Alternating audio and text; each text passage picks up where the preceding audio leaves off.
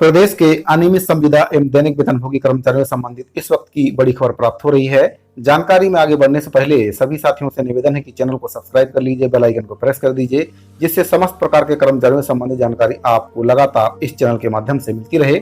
सभी साथियों को नमस्कार। जैसा कि आप सभी को पता है, छत्तीसगढ़ में जब कांग्रेस पार्टी की सरकार नहीं बनी थी, तब कांग्रेस पार्टी के जन घोषणा पत्र, जिसको वचन पत्र का नाम कांग्रेस पार्टी के द्वारा दिया गया था, उसके बिंदु क्रमांक 11 एवं 30 में यह वादा किया गया था कि जैसे ही सरकार छत्तीसगढ़ में बनती है कांग्रेस पार्टी की, अनियमित संविदा एवं दैनिक वेतनभोगी कर्मचारियों को पहले 10 दिन के भीतर नियमितीकरण किया जाएगा, रिक्त पदों में नियमितीकरण किया जाएगा।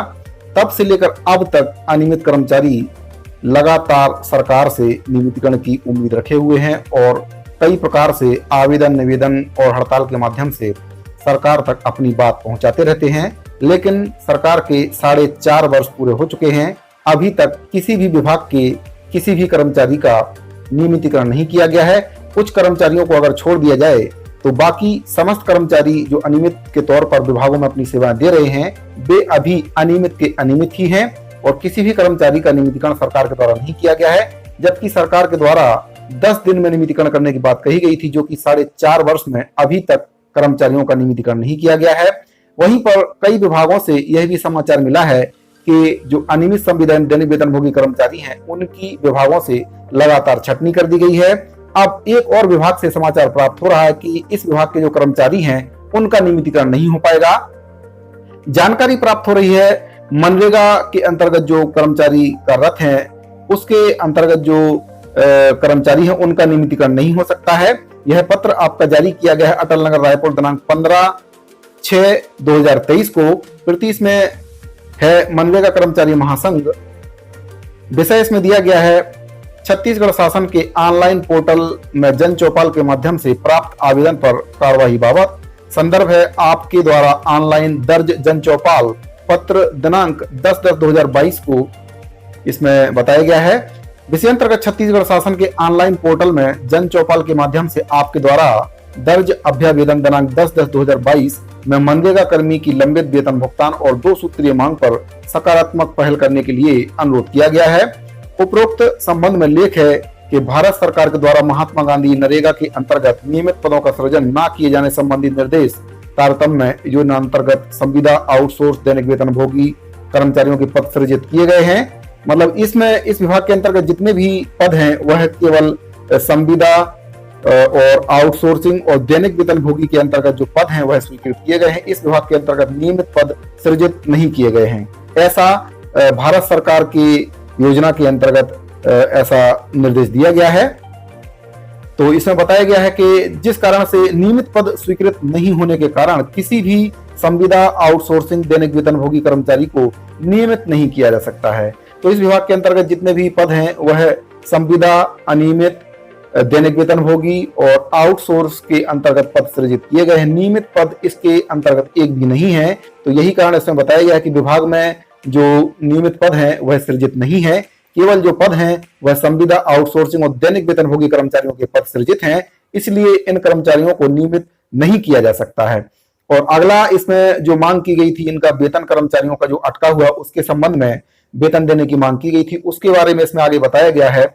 वित्तीय वर्ष 2023-24 में भारत सरकार के द्वारा महात्मा गांधी नरेगा के अंतर्गत लेबर बजट में कटौती करते हुए मात्र 700 लाख मानव दिवस का ही लक्ष्य राज्य को प्रदान किया गया है। इस वर्ष प्रशासनिक मद में कम राशि सृजित होगी। वित्तीय वर्ष 2023-24 में कुल 14,180.83 लाख रुपए प्रशासनिक मद में सृजित होना संभावित है। हड़ताल अवधि का इस वित्तीय वर्ष में सृजित होने वाली प्रशासनिक मद की राशि से हड़ताल अवधि की जो वेतन भुगतान है, उसका हो पाना भी संभव नहीं है।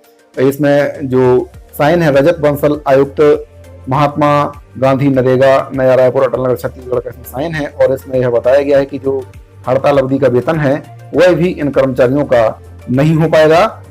जबकि कर्मचारियों के द्वारा समय समय पर वेतन भुगतान करने के संबंध में आवेदन निवेदन किया गया है। तो कर्मचारियों को देने के लिए सरकार के पास पैसा नहीं है, जबकि खुद के वेतन भत्तों को बढ़ाने के लिए सरकार के पास पैसा ही पैसा है। कर्मचारी लगातार अपनी वेतन की जो वृद्धि की मांग है, उसको लगातार 4 वर्षों से करते चले आ रहे हैं, लेकिन सरकार के द्वारा एक बार भी अनियमित संविदाएं दैनिक वेतनभोगी कर्मचारियों के वेतन में वृद्धि नहीं की गई है। पिछले 4.5 वर्ष से एक बार भी सरकार के द्वारा अनियमित संविदाएं दैनिक वेतनभोगी कर्मचारियों के वेतन में किसी भी प्रकार की वृद्धि नहीं की गई है। 2019 के बाद से संविदा कर्मचारियों को मिलने वाली जो वेतन वृद्धि है उसको सरकार के द्वारा रोक दिया गया है। जबकि अगर हम देखें तो सरकार के द्वारा अपने वेतन भत्तों में काफी बढ़ोतरी की गई है। इसमें आप देखें तो जो पद है उसके अनुसार से आपको वेतन वृद्धि के बारे में आपको बता देता हूं। मुख्यमंत्री जी को जो वेतन पहले मिलता था 1,35,000 वेतन मिलता था, जिसको बढ़ाकर 2,05,000 रुपए कर लिया गया है। मंत्री जी का वेतन 1,30,000 से बढ़ाकर 1,90,000 हो गया है। संसदीय सचिव का 1,21,000 से बढ़कर 1,75,000 हो गया है। विधानसभा अध्यक्ष का 1,32,000 से बढ़कर 1,95,000 वेतन हो चुका है। विधानसभा उपाध्यक्ष का 1,28,000 से बढ़कर 1,80,000 वेतन हो चुका है। नेता प्रतिपक्ष का 1,30,000 से बढ़कर 1,90,000 और विधायक का वेतन 95,000 से बढ़कर 1,60,000 तक का वेतन इनके द्वारा बढ़ा लिया गया है। और जबकि कर्मचारियों के वेतन में किसी भी प्रकार की वृद्धि सरकार के द्वारा नहीं की गई है। 4 वर्ष से कर्मचारी वेतन वृद्धि के लिए कई बार आवेदन निवेदन सरकार के पास कर चुके हैं, कई पत्राचार कर चुके हैं, लेकिन सरकार ने आज तक अनियमित संविदाएं दैनिक वेतनभोगी कर्मचारियों के वेतन में किसी भी प्रकार की वृद्धि नहीं की है। कर्मचारियों को जो वेतन वृद्धि पहले से मिल रही थी उसको भी सरकार के द्वारा रोक दिया गया है। सरकार केवल अपने वेतन भत्तों में बम्पर इजाफा करने में लगी हुई है। पिछले 4.5 वर्ष में सरकार के द्वारा केवल और केवल अपने वेतन भत्तों में वृद्धि की गई है और कर्मचारियों को जो वेतन वृद्धि मिलती थी उसको सरकार ने रोक दिया गया है।